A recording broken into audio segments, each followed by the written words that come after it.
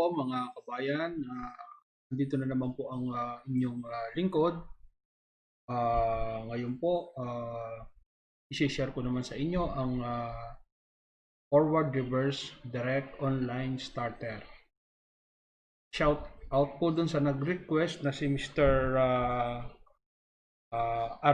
Arnel Del Mundo. Siya po ang nag-request itong Forward Reverse Direct Online Starter. So, magsimula na po tayo. Ito po yung mga kailangan nating materials para sa ating forward reverse direct online motor starter. Unang-una po kailangan natin ng main circuit breaker. Ito pong MCCB molded case circuit breaker para sa main power supply. Kailangan po natin ng dalawang contactor, isang forward contactor at isang reverse contactor. Tapos isang overload relay, isang auxiliary contact block na may dalawang normally open at saka dalawang normally close. Kasi kailangan po natin ng extra auxiliary contacts para sa contactors. Kasi po ang i-provide dito, isang normally open lang po at saka isang normally close. Ito po, NC at saka NO. Kailangan din po natin ng control MCB para dun sa ating control circuit. Kailangan natin ng 3-phase motor. Pwedeng 3-phase motor, pwedeng single phase. Pero po dito sa example natin, 3-phase motor po tayo. Kailangan natin ng stop push button para huminto yung motor, isang piraso. Kailangan natin ng dalawang start push button. Yung isa forward, yung isa reverse. Kailangan natin ng dalawang run indicator lights. Yung isa forward, yung isa reverse. Kailangan natin ng red indicator light para sa idle condition, saka isang trip para sa trip naman, indicator light. Ano po ba ang application ng forward reverse motor starter? Marami po. Halimbawa po, meron tayong elevator na dalawang palapag lang. Sabihin natin, simple lang. Ground floor, saka first floor. Ang forward po, from ground floor, pupunta siya ng first floor. Ang reverse naman is from first floor, pupunta siya ng ground floor. Ganon.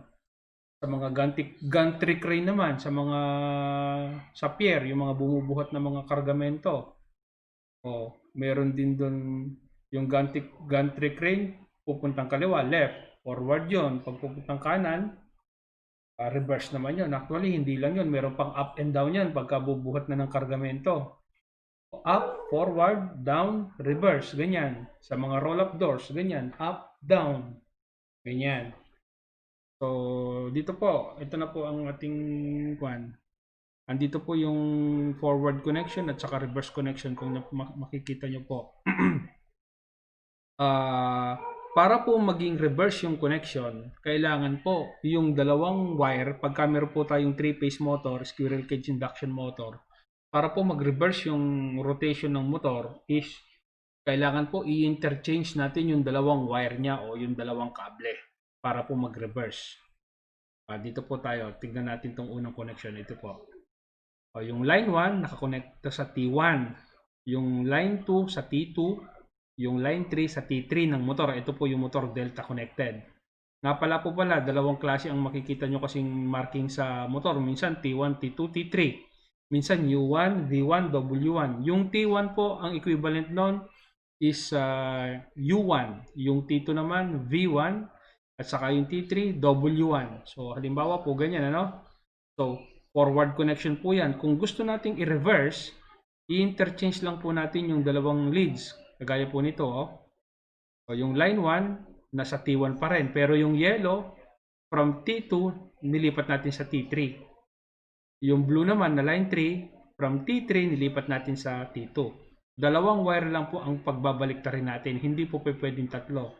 Pagka tatlo po, hindi mababagong rotation. Kung gusto nyo pa pwedeng itong line 2 saka line 1, pagbalik-tarin nyo, line 1, line 3, o line 2, line 3, basta dalawang wire lang po. Ganun po. Ganun po ang magiging connection yan. So, iyan po ang magiging purpose ng starter natin kung paano niya gawin yung ganyang condition na yan. Meron din pong interlocking yan. Halimbawa po, nasa forward connection ka, tapos pinindot mo yung reverse na ganyan. Hindi naman po dapat, hindi naman magre-reverse ka agad yun. Masisira yung motor nun pagka ganon. Kailangan huminto muna yung motor bago mag-reverse connection. Actually, maraming klaseng pamaraan ng forward reverse. Iba't ibang klase. Pero meron din naman yung ganon, yung forward tapos i-reverse mo sa agad nang hindi ka na i-stop. May mga may mga may mga connection din na gano'n, may mga interlocking din na ginagamit. Pero yung gagamitin natin na example, yung simple lang muna. Simulan na po natin dun sa i-connect yung power wiring. I-wiring po muna natin yung power. So, andito po yung ating molded case circuit breaker. Andito po yung dalawang contactor natin. Isang forward, isang reverse.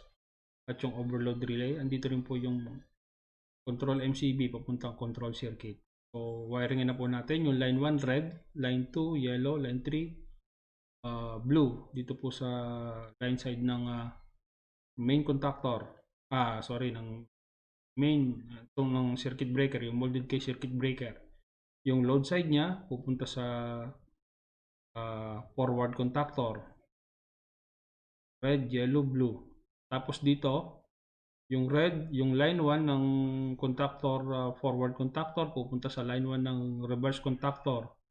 Yung line 2 na yellow sa line 2. Yung line 3 sa line 3, yung kulay blue. Pero dito sa baba, kung mapapansin nyo, pagpapalitin natin yung red at saka blue. Tignan nyo dito. Itong red dito. Okay? Dapat dito red pero naging blue. Diba? Kasi red yan eh. Oh. Ito blue kasi yan. Ito blue. Okay, ito blue. Pagdating dito, kinonect natin sa red. Itong yellow, walang problema. Dito, yung red dito, yan. Kinonect natin siya sa blue. Ayan o, blue. So, parang pinagpalit natin yung connection ng red sa blue. Ngayon, pag itong gumana ng contactor na to, forward. So, pag ito naman ang gumana, reverse. Ganon. So, yun lang. So, ayan, bali, isunod na natin i-connecta yung ating overload relay. Ayan. Natakpan niya na yung alambre kasi ang connection niya sa loob na. Ipinasok na natin yung overload relay sa contactor number 1, yung forward contactor. Pwede rin sanang lagyan natin ng separate overload tong contactor number 2. Kaya lang, sayang naman, pwede naman natin gawin ganito. Kaya para isang overload na lang, hindi magastos. Tapos nilagay na rin natin yung auxiliary contact block ng contactor. Isa rito, saka isa rito. Isa sa forward contactor, isa sa reverse contactor. Ikiniklip lang naman yan sa ibabaw. Tapos, andito na yung motor natin. Ikukonekta na rin natin yung motor. So, ayan na. Yung red, dito kasi ang red eh. Oh. Red, kinonekta natin sa T1. Yung yellow, sa T2. Yung blue, sa T3. Ayan lang. Oh, gaya ng sinabi ko kanina, pagka ang marking ng motor is UVW, yung T1, ang equivalent nun is U1. Yung T2, V1. Yung T3 is W1. Ito na po yung control circuit. By the way nga po pala, ngayon po, gagamit tayo ng simulation software para makikita natin kung paano siya gumagana. Pag gumamit po tayo ng simulation software, para na rin po tayo nag-actual wiring. Dahil dun po sa simulation software, kasi program po ng PLC yon, dun pa lang po pwede na nating testingin kung gumagana o hindi yung circuito. Pag gumagana, sabihin, walang problema, so pwede na nating i-wiring. So dito na po tayo. Ito po yung control circuit. Ito po yung normally close contact ng overload relay. Ito po. Ito naman po yung stop push button. Normally close siya. Ito yung forward push button. Tapos sa ibaba niya naka-connecta yung auxiliary contact. Normally open ng contactor number 1, yung forward contactor. Tapos dito naman, merong auxiliary contact normally close ng contactor number 2. Ito yung pang electrical interlock niya. Andito yung holding coil ng contactor number 1. Nakaparallel yung forward indicator light kasi yung contactor 1 forward yun eh. So pagka gumana yung contactor 1, iilaw din yung forward indicator light. So ayun naman, dito naman tayo sa kabila, reverse. Ito yung reverse push button. Normally open contact din siya. Normally open yung gagamitin natin dyan. Tapos yung nandito sa baba niya, yung auxiliary contact normally open ng contactor number 2. So ayan po, yung mga maraming auxiliary contact tayong ginamit. Kaya tayo nagdagdag ng auxiliary contact block kanina. So andito naman po yung auxiliary contact ng contactor number 1, normally closed, bali electrical interlock po ito. Tapos dito po yung holding coil na ng contactor number 2. Nakaparallel po yung reverse indicator light. Kasi itong contactor number 2 is for reverse. Ito forward, ito yung forward circuit, ito yung reverse circuit. Ito naman po yung idle indicator light. Naka-series po yung contactor number 2 at saka contactor 1 na normally close auxiliary contact. Ito naman po yung overload normally open contact, overload relay. Tapos ito yung trip indicator light. So i-analyze na po natin yung circuit. Pag pinindot po natin yung initially po muna, halimbawa itong line 1 na to at saka line 2, binigyan na natin ng power. So nakatigil yung motor, wala pa tayong pinipindot. Anong mangyayari? Ang mangyayari po niyan, kung makikita nyo po itong contactor number 1 naka normally close, contactor number 1 na auxiliary contact naka normally close, at saka itong contactor 2 naka normal close, ma-energize itong red idle indicator light. So ibig sabihin nakailaw ito. Ibig sabihin nakatigil yung motor, itong red indicator light. Naka-idle siya.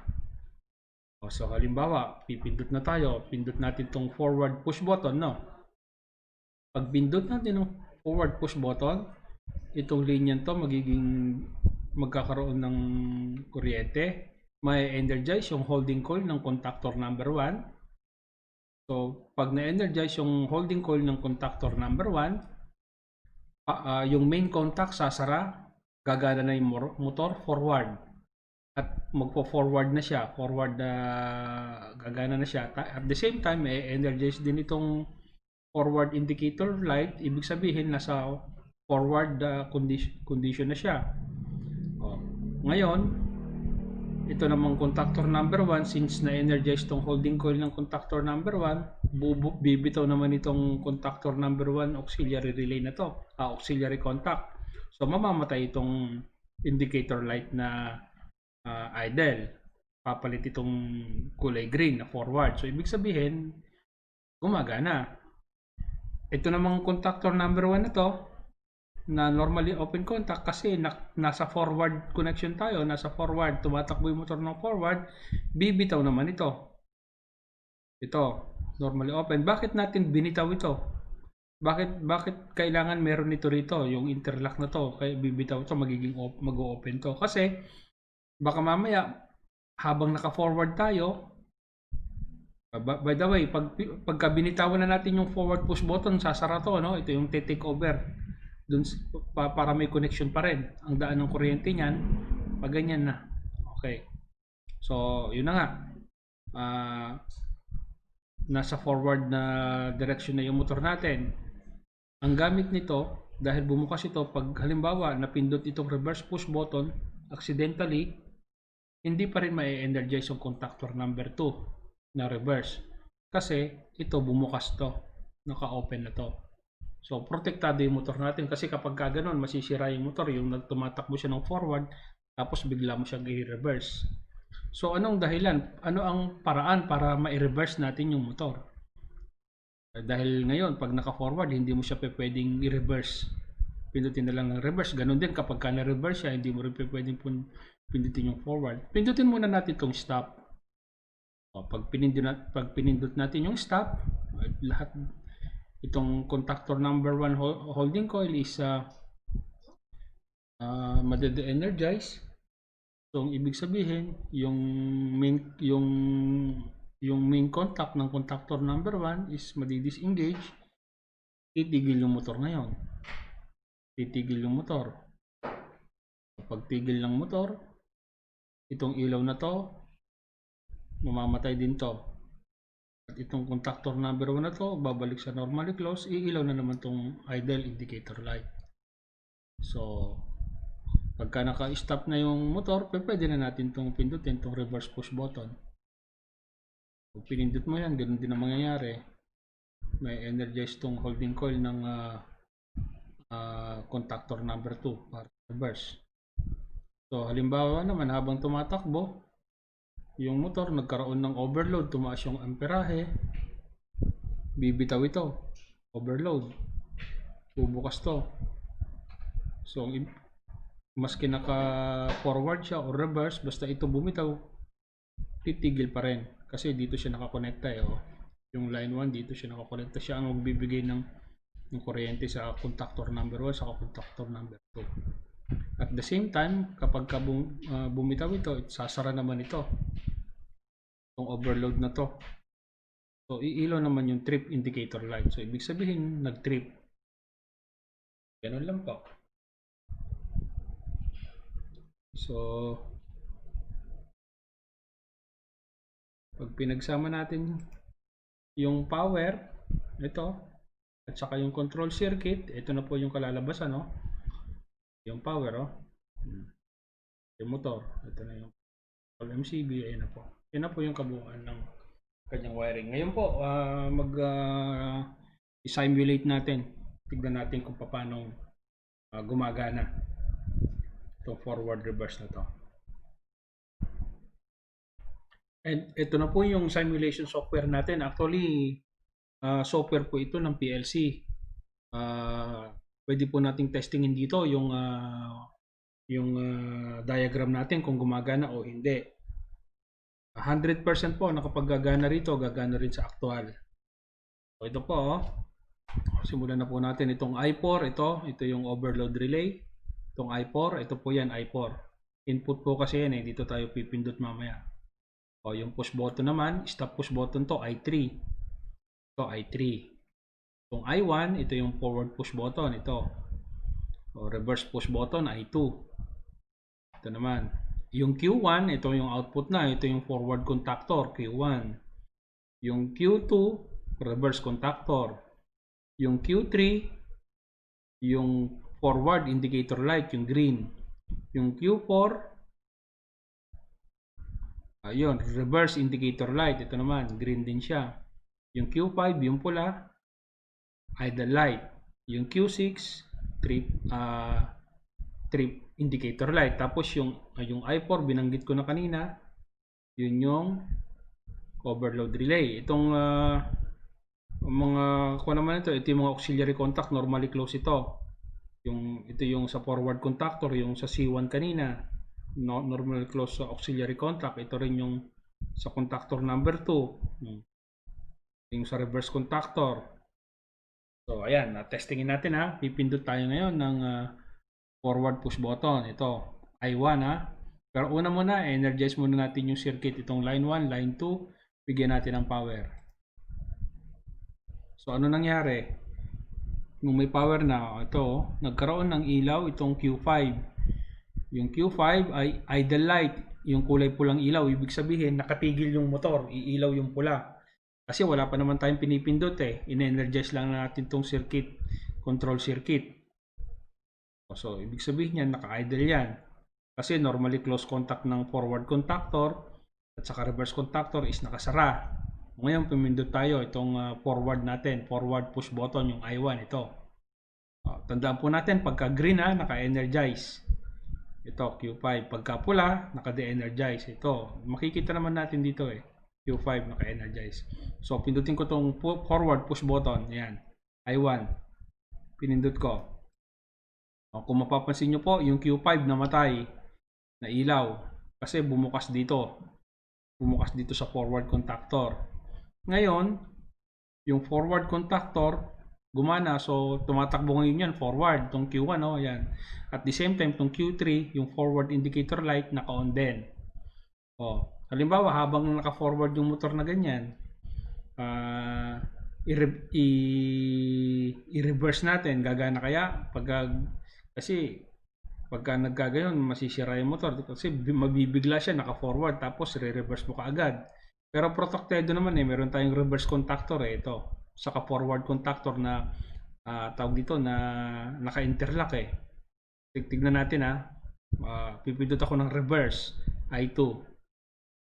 Ayan oh, wala nangyayari oh.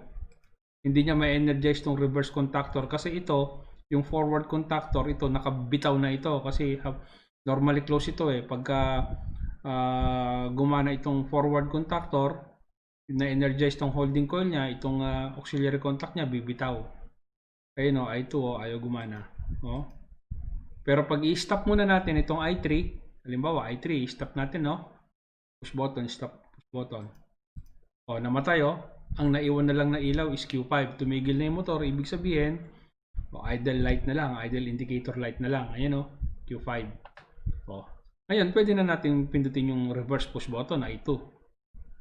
Subukan natin. Oh, ayun oh, Q2 at saka Q4 nakailaw ngayon oh. Yung Q2, yun yung reverse contactor. So, gumagana na yung reverse contactor, iikot na yung reverse na, babalik na yung motor sa kabilang direksyon naman. At the same time, yung Q4, yung reverse indicator light na kulay green, iilaw din. Oh. Ayan oh. Halimbawa, tumaas ang amperahe, nagkaroon ng overload. Halimbawa, itong I4, ano? Paganahin natin. Halimbawa, nagkaroon ng overload. Ano mangyayari? Oops, namatay yung motor oh. Ay, nakailaw lang, Q5 saka Q6. Ano yung Q5? Yung idle indicator light. Ibig sabihin, nakatigil na yung motor. Yung Q6 naman, ito, trip light to, Q6. Ibig sabihin, nakatrip yung motor, may problema. So, ayun po. O, halimbawa, nasolve na yung problema. Nawala na yung overload. Ano mangyayari? Ito na lang ang iiwan. Idle indicator lights lang. Idle indicator. Pwede ka na naman pumindot ng push button. Yung I1, ito, pindutin ko. Ayan o. Q1 at saka Q3. Forward contactor o saka forward light. Ayan o. So, yun po. Yan lang, ganyan lang sa simulation software.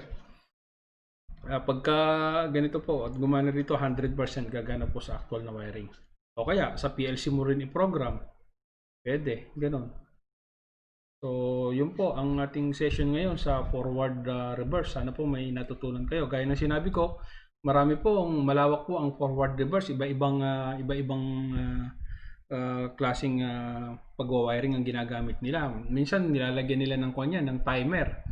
Kasi, halimbawa, bakit may timer? Kasi, pagka-stop mo ng push button, may delay muna siya kung ilang segundo bago mo mapindot yung reverse kasi yung motor umiikot pa eh. So, halimbawa, 5 seconds bago tumigil yung motor. Saka mo lang siya gustong paandarin ulit sa reverse direction. I-set mo sa 5 seconds yung timer, ganun. Maraming iba-ibang klaseng design. Bawat isang application, iba rin ang design nila. Itong ginawa natin to, ito na yung pinaka basic na diagram ng connection ng forward reverse direct online starter. Sana nagustuhan nyo itong video na ito. At kung nagustuhan nyo, paki-subscribe naman itong channel ko at paki-like na rin itong video na ito. Maraming salamat po hanggang sa susunod. Maraming salamat sa mga